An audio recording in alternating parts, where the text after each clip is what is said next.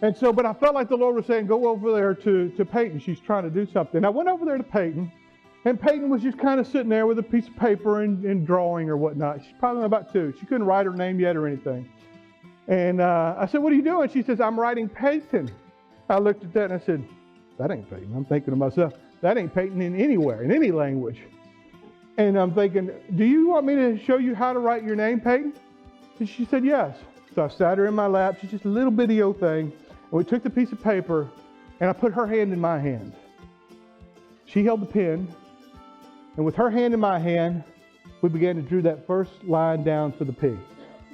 And I want to tell you something, her hand was bouncing around inside of my hand. She had her own idea, obviously. We saw before she had written Peyton, that she had her own ideas. But see, she had submitted. She wanted to be in my hand. But even her own nature and history and patterns were wanting to do her own thing. But even within that, I had grace and didn't let her go outside of it. I held her because I knew the desire of her heart was that she wanted me to help her.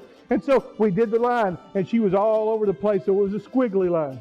And then we moved over and we did the hump for the P. And then we went again and again and again and again. And as we went more and more, she resisted my hand less and less until they were freely flowing with one another.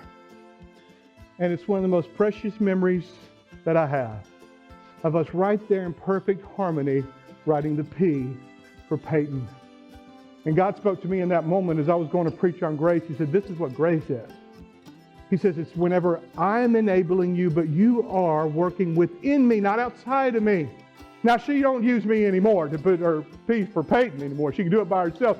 But I don't care about that. The important thing was that I was able to have her right there. It was a beautiful thing. I want you to know that God wants us to be operating in His grace. It's under His power, but within His hand, we begin to work in harmony with God. But many people want to move outside of that and start trying to do things on their own again, even after they knew they couldn't do it without Him. Now they think that they can do it. And Paul's saying, didn't you like it being in the hand of Jesus Christ? Wasn't it beautiful? It was beautiful to Him. He loved it.